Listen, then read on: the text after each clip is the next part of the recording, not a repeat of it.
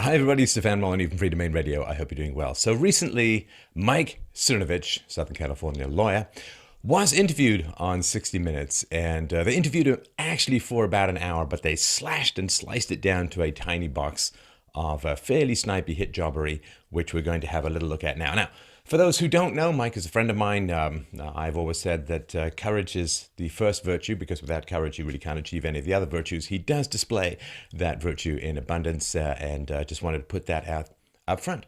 So to open the segment, which was about fake news, which interestingly enough has become a huge issue for the media after Donald Trump won the election.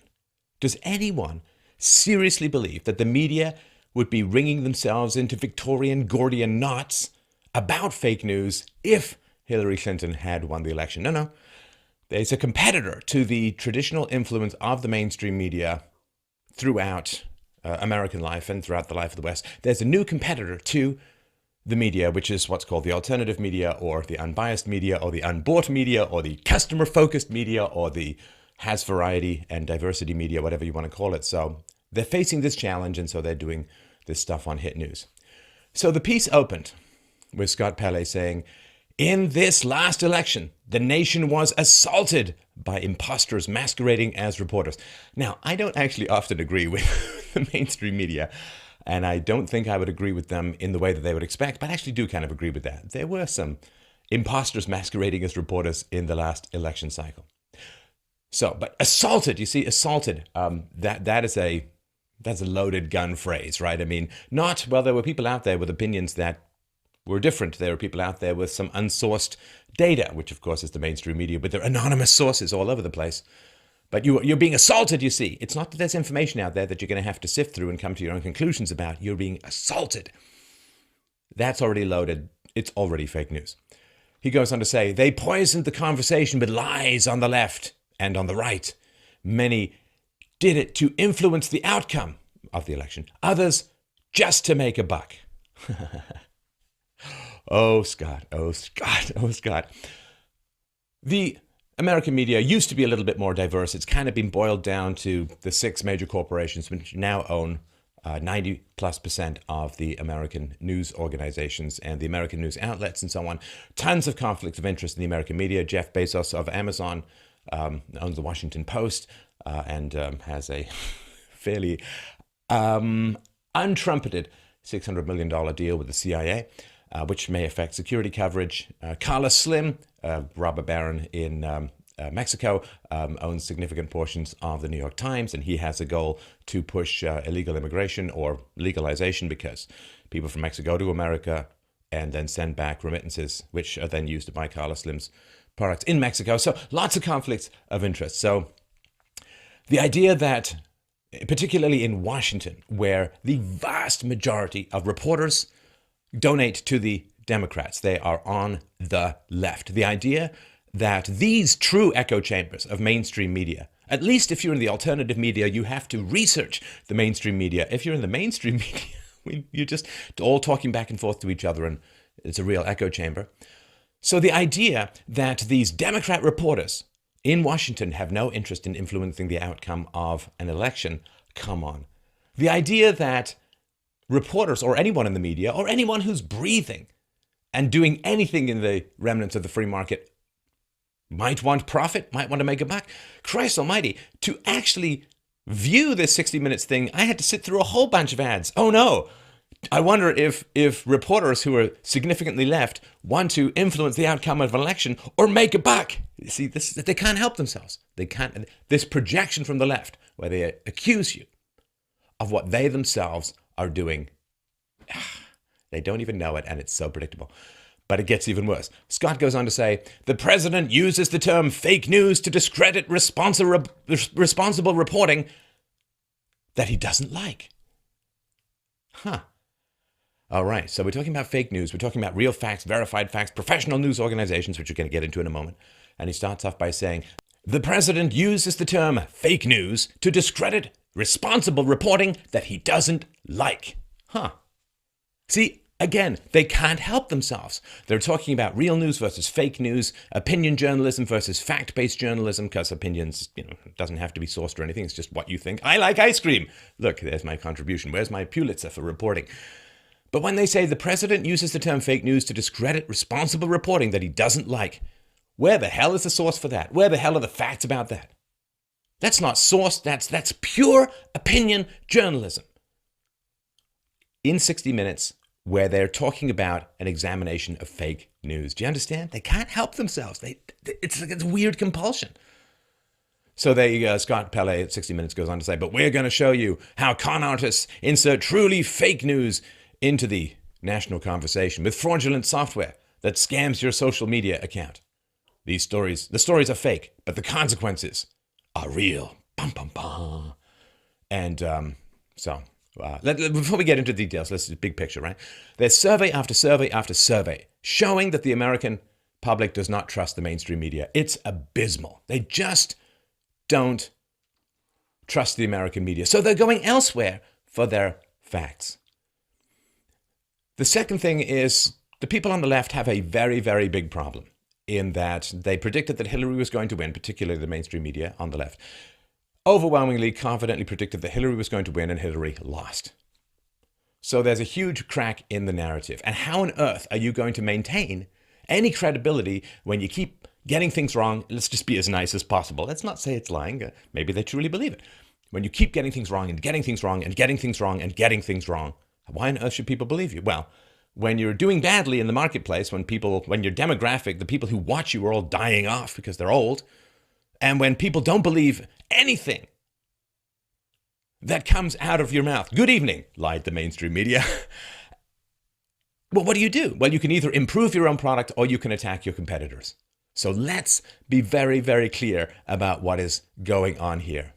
So Scott Pelley, in describing Mike Cernovich at dangerandplay.com, said he reached Twitter followers 83 million times last month.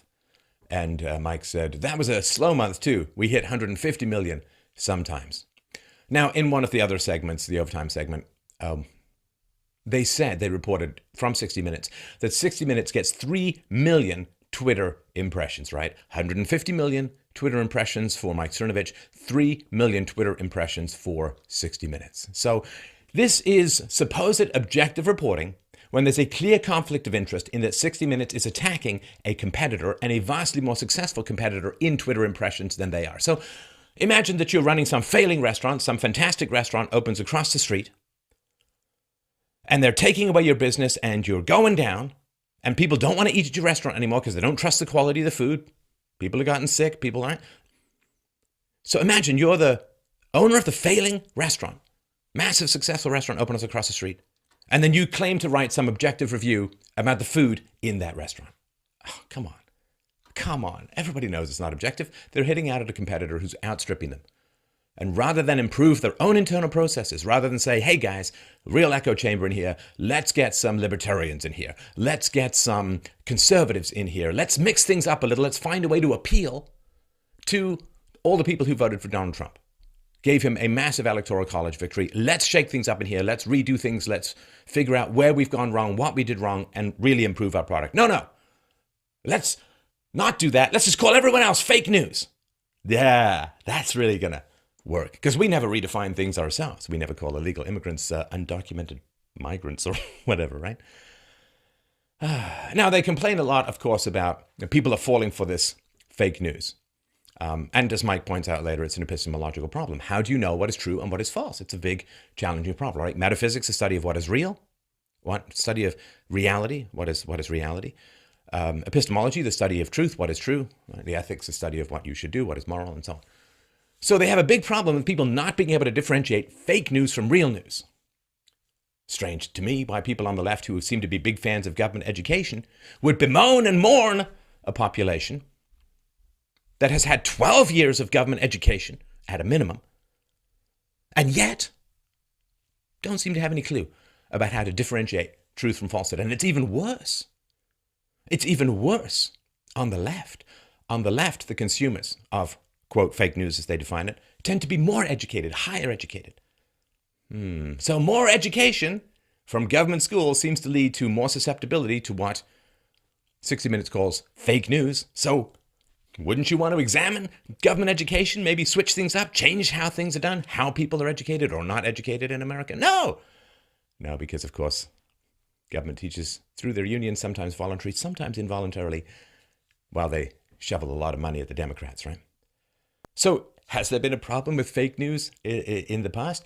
Dan Rather in the past ran with a phony story about George W. Bush's Air National Guard service that he ducked out. And all these documents he had were supposed to be from the 1960s, but it was very clear that they were generated using a 2004 era word processing software using the fonts and analysis. So this is something that even a cub reporter, even Jimmy Olsen in diapers, would have been able to figure out.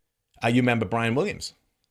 He was the anchorman at NBC News. His career hit a bit of a period after he was accused of, lying repeatedly over many years about, taking enemy fire while helicoptering into Iraq back in 2003 from the soldiers who were actually aboard the helicopter. And Williams was repeatedly told these stories over and over again, and then he was finally called out. Strangely enough, after all of this, Brian Williams still has a career in journalism. There was a story that some professor created some final authoritative, well-researched list of fake news websites. Mainstream media reported this from end to end.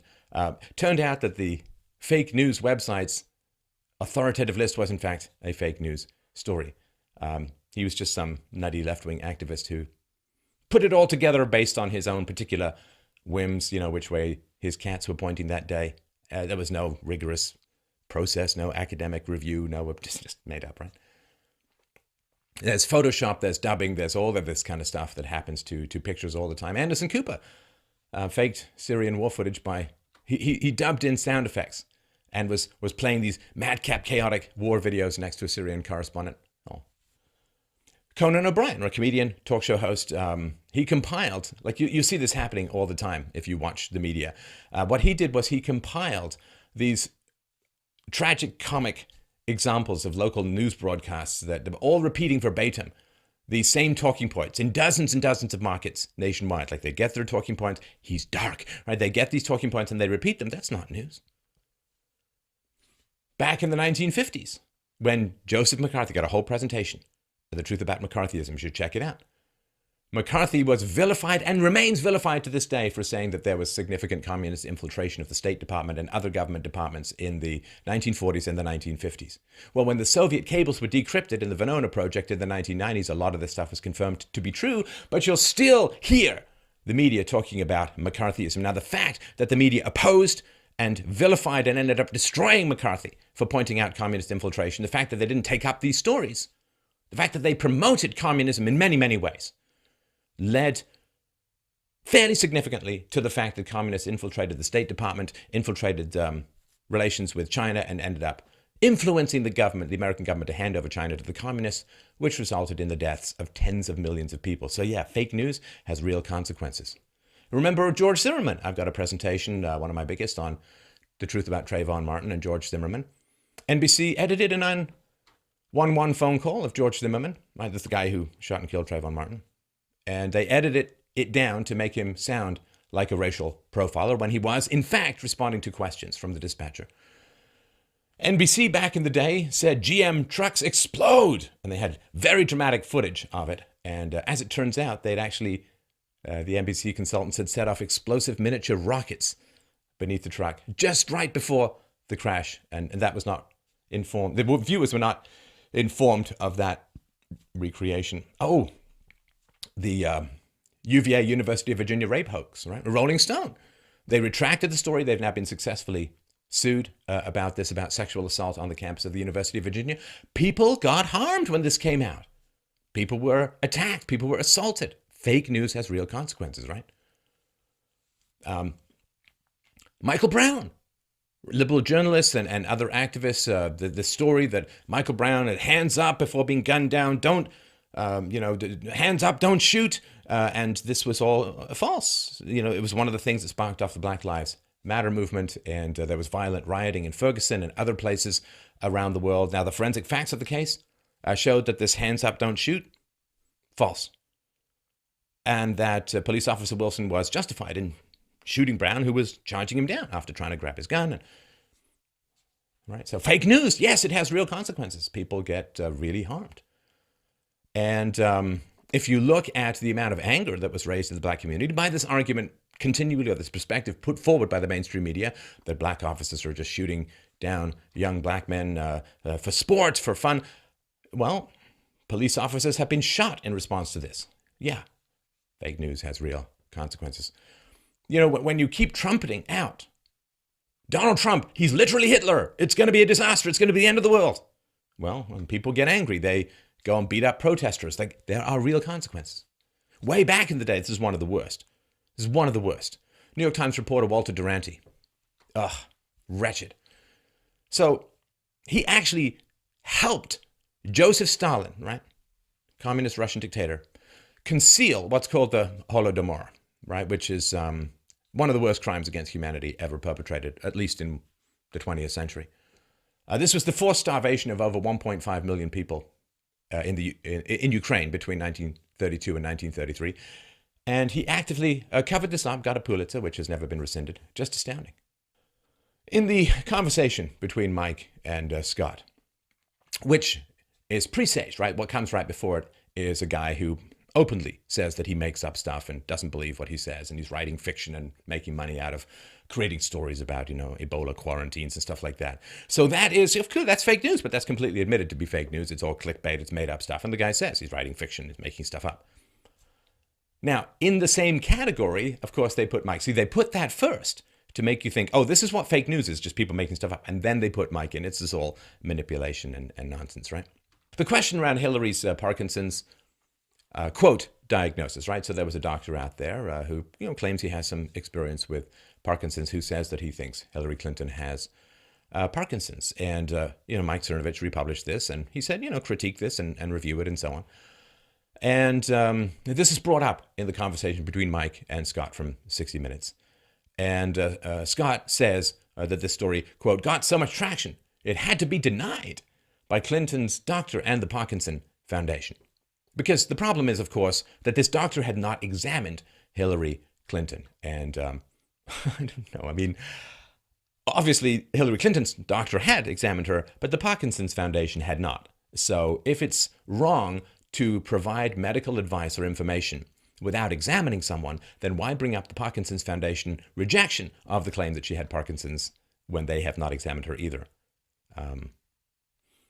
Did the mainstream media get really, really upset at the significant number of mental health, quote, professionals who claimed to be able to diagnose Donald Trump's mental illnesses from a distance? He's a this, he's a that, he's a the other, and I should, you know, believe me because I have a PhD in this, that, and the other.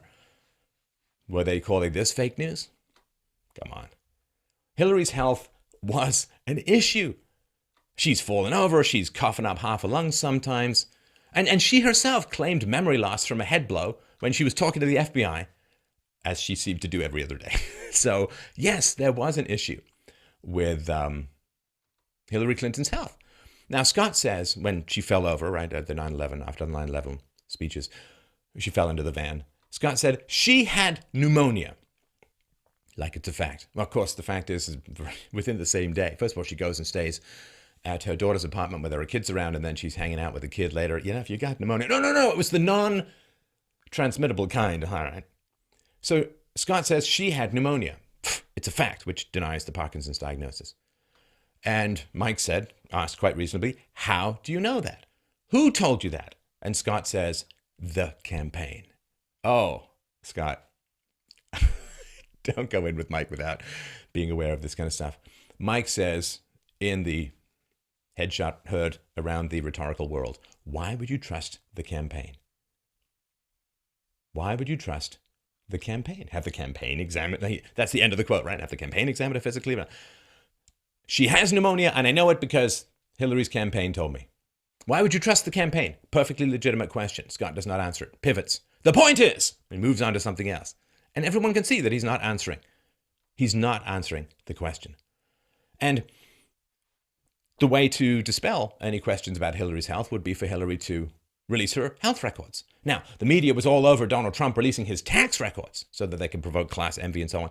What about Hillary's health records? Is that not a little bit more relevant when she seems to be showing signs of some potentially significant illness? It seems to be the case. Now, then they turn to bots, and of course it has to fit my Russia narrative, so they talk about bots that you can buy from Russia to boost your Twitter retweets and so on. And yeah, you can. And what's funny is that even when they go and buy a couple of thousand bot retweets, they still can't get their story to trend from 60 Minutes because they sort of do this live as an example. But what's interesting, I shouldn't laugh. I mean, it's so predictable. Oh man, 60 Minutes, you don't even know what a world of hurt you're in for, because now everyone's going to go over everything that you've ever said that was false and retweeted as fake news, and everyone's going to go through all of your archives, going to focus on Scott Pelley. Oh man, you don't know what bear you have poked, because you've been in the driver's seat for so long you don't realize that pretty soon you're going to be the metaphorical equivalent of the snitch tied up with twine in the backseat of Joe Pesci's car. So this is, people went to look this up, because see, it's really, really bad that you can have fake media accounts, that you can influence numbers with people who aren't even real. So of course people went and looked this up. Now, 4 years ago, the 60 Minutes Twitter account only had 63% real users, right? 63, which means more than a third were indicative of bots. There's no proof for sure, but 63% real users as of 4 years ago. Mike's Twitter account has 93% real users, so a lot more real than that. Now, they did update, just before I did this, I checked it, and they just updated it recently, and it's no longer 63% real users, because that was 4 years ago. So 60 Minutes has updated their verification of real versus fake users. And again, this is not perfect, but it's an indication. And instead of 63% real users as of 4 years ago, now they have 61% real users. So they've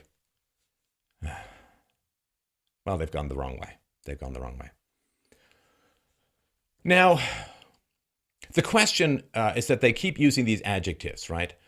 It's professional, it's fact-checked, and so on. Professional news organizations. What does that mean?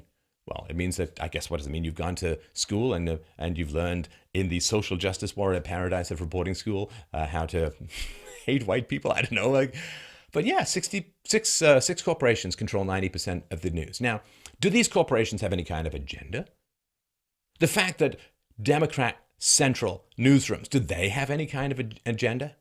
And pushing race baiting, for instance, pushing feminist narratives, hiding crimes from particular demographics and pushing crimes of other demographics. Do they have an agenda? Ooh, how about the fact that they rely on advertising and advertisers? Do their advertisers ever have an agenda for them to avoid the more challenging and controversial topics? The media has become not only false and predictable in my view, but incredibly bland. Don't you already know what they're going to say, what their stand is going to be on just about any subject under the sun? You know, pick up a liberal media and race relations, global warming, national debt, Democrats, Donald Trump, Republicans. You know what they're going to say.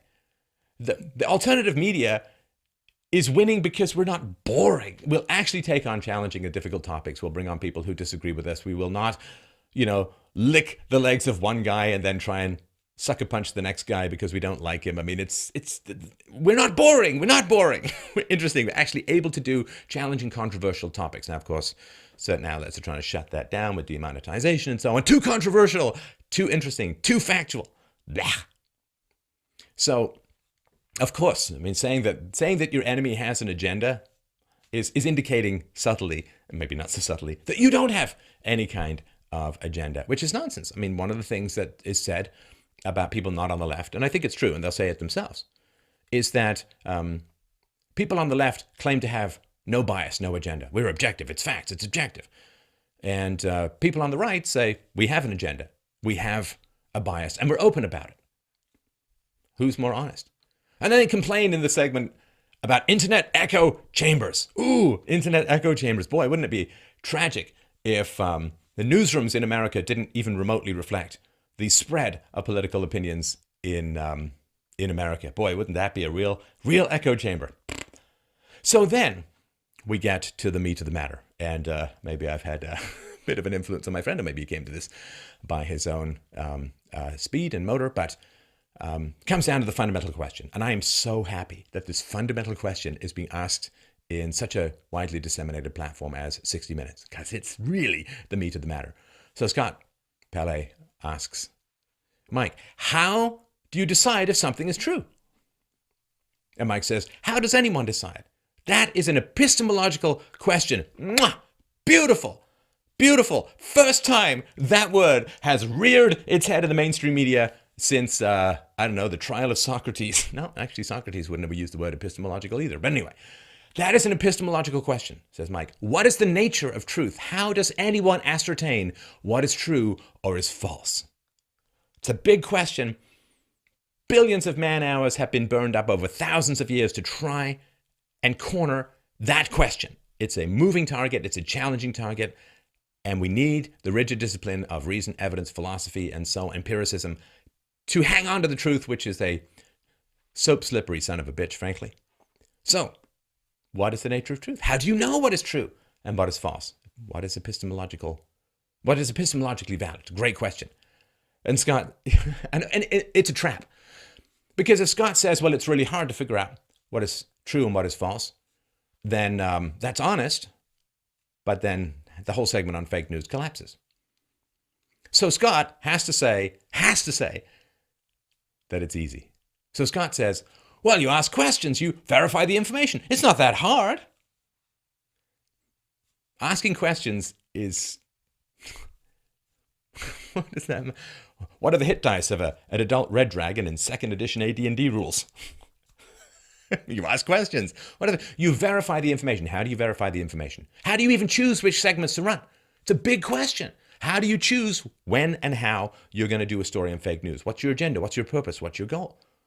What can you talk about in terms of your agenda, your purpose, and your goal? What do you have to hide? How are you going to organize things? How are you going to present things? What questions are you going to ask? How are you going to edit the interview? How are you going to boil it down to the essential issues? It's a very big question. He says, well, you ask questions, you verify the information. Now, of course, epistemology is the question, how do you verify the information? How do you verify the information? Scott's answer is not even a tautology. You verify the information. How do you verify the information? You verify the information. Yeah, I'm going to some investors, and they say, I say, I'm going to cure cancer. Give me $1 billion. And they say, well, how are you going to cure cancer? And I say, I'm going to cure cancer. No. How are you going to cure cancer? How is it proven? I'm going to cure cancer. What do you not understand? Give me the $1 billion. You understand? Oh, how do you know what is true? Well, you verify. Well, that's just a synonym for true. Anyway, enough about my upcoming book, The Art of the Argument, where I talk about this in more detail. So Mike, incredulous, beautiful moment. Finding the truth is not that hard? Scott, I do it all the time. Sorry, that was prejudicial mocking, but it's true. I do it all the time. I find the truth all the time. The fact that the mainstream media may have set in motion events that are taking down Western civilization, you think would give them some pause about how they process truth, right? So the mainstream media was cheerleading the invasion of Iraq. There are weapons of mass destruction. How do you know? The government told us. Because you ask questions, you verify the information. But hey, if the government tells you stuff, that's true.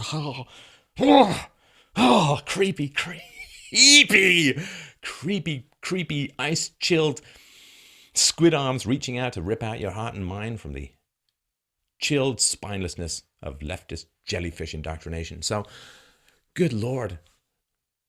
Start the war in Iraq. War in Iraq leads to massive disruption and destruction in the region. Leads to terrorism.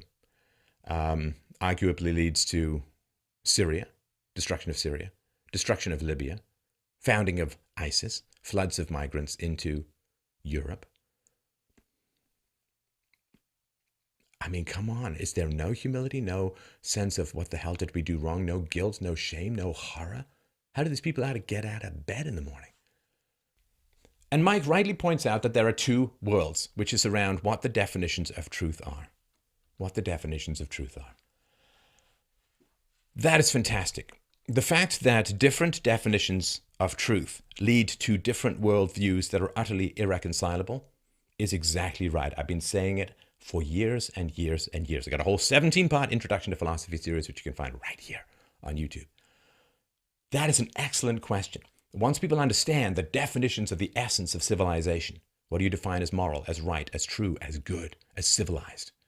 Definitions are all that we have to deal with each other in a peaceful way. When the definitions crack, society cracks. When the definitions become oppositional, society becomes oppositional. And we better get this stuff sorted out, and damn quickly. Because opposing definitions have never, ever before in history been as well armed as they are today.